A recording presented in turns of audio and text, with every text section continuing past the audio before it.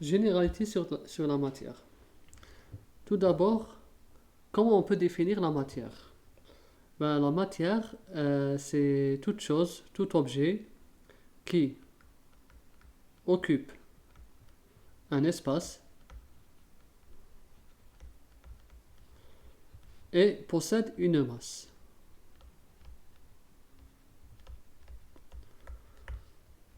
Ces deux caractéristiques font de cet objet une matière.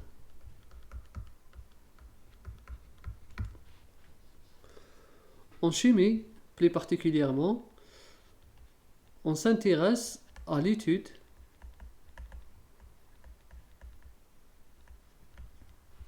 de cette matière et de ses transformations.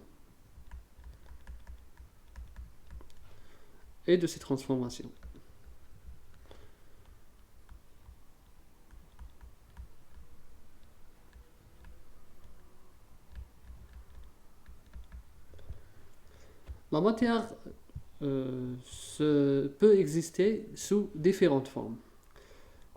En principe, il y a trois formes qui sont très connues. Les voici. Donc les formes de la matière, elle peut exister sous la forme solide, sous la forme liquide, ou bien sous une forme gazeuse. Bon, une matière solide, par exemple le sucre de table, le sel, le ciment, tout ça, c'est une matière à l'état solide. Le liquide, comme l'eau, le vinaigre, tout ça. Gaz, comme l'air qu'on respire et tout. Donc voilà les trois états de la matière qu'on connaît actuellement, mais sinon il y en a d'autres qu'on ne va pas traiter en ce moment. On va juste montrer un exemple. Voici, là c'est de l'eau, là c'est de la glace, l'eau solide, l'eau liquide, et là c'est de la vapeur. Pourquoi de la vapeur? Parce qu'il y a juste en bas, là on est en train de chauffer. Entre les trois états, nous avons ici l'état, ici, ça, c'est l'état solide, et là c'est l'état liquide. Bien sûr, cette vapeur, c'est l'état gaz. Ce qui différencie entre les trois états, c'est tout simplement l'arrangement des constituants de la matière. Par exemple, dans l'état liquide, on voit comment sont arrangées les composantes de la matière. Ces particules sont très proches entre elles. L'état solide aussi, c'est très proche. Il y a une certaine interaction entre les constituants de la matière. Par contre, dans l'état gaz, dans la vapeur, les composants de la matière sont éloignés l'un de l'autre. Donc là, l'état liquide et solide, on dit que c'est des états condensés. L'état gazeux n'est pas un état condensé. Là, c'est pour faire juste un exemple ou bien une comparaison entre les différents états de la matière. Une matière quelconque. Donc on sait que du solide, on peut aller vers le liquide, et du liquide, on peut aller vers l'état gaz. Le chemin inverse aussi, on peut le faire.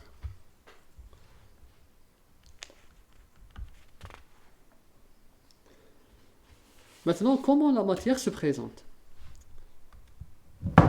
On sait que la matière, elle se présente sous c'est-à-dire, déjà on sait qu'il y a trois formes. Ensuite, la matière, elle peut être un corps pur, ou bien elle peut être un mélange.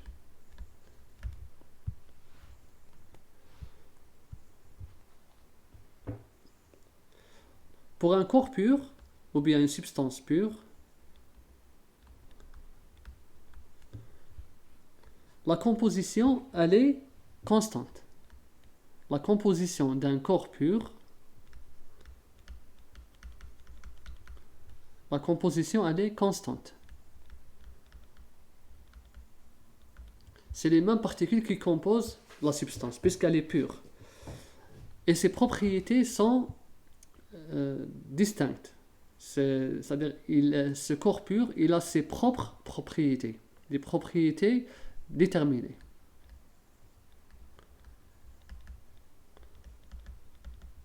Propriétés bien distinctes.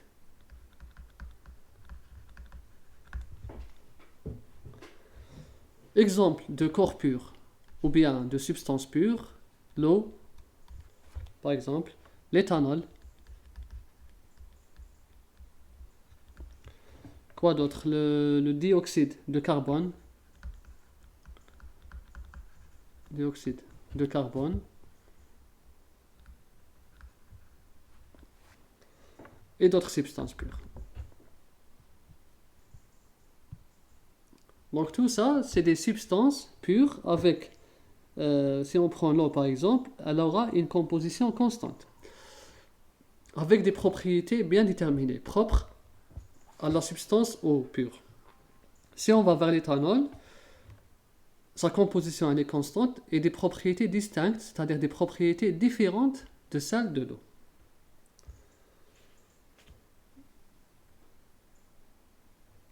Par exemple, parmi les propriétés comme le goût, la couleur, l'odeur, tout ça font que la substance, c'est-à-dire elle les hérite de sa composition. Maintenant, on va parler du mélange. Là, on a parlé des corps purs. Maintenant, on va voir le mélange, c'est quoi? Bon, d'après la définition, c'est clair. Le mélange, c'est-à-dire, c'est de la matière, ou bien c'est une combinaison. C'est juste une combinaison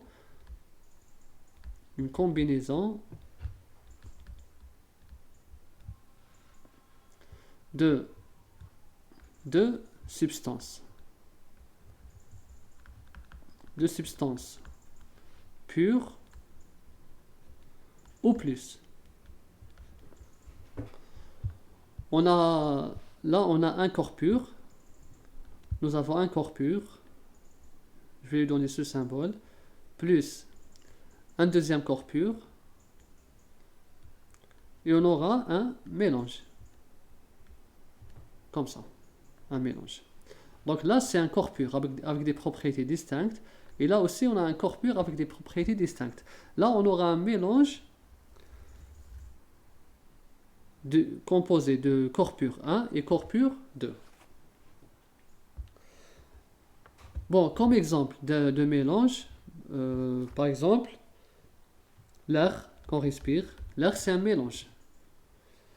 Quoi d'autre? Les boissons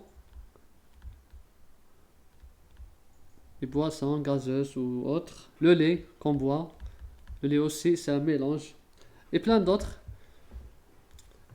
matières composées d'un mélange de substances pures. Bien sûr, le mélange, sa composition, si c'est un mélange, c'est-à-dire qu'il a une composition non constante.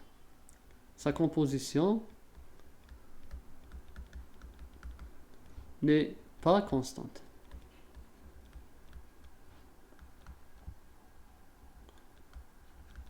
C'est ce qui différencie entre le mélange et la substance pure.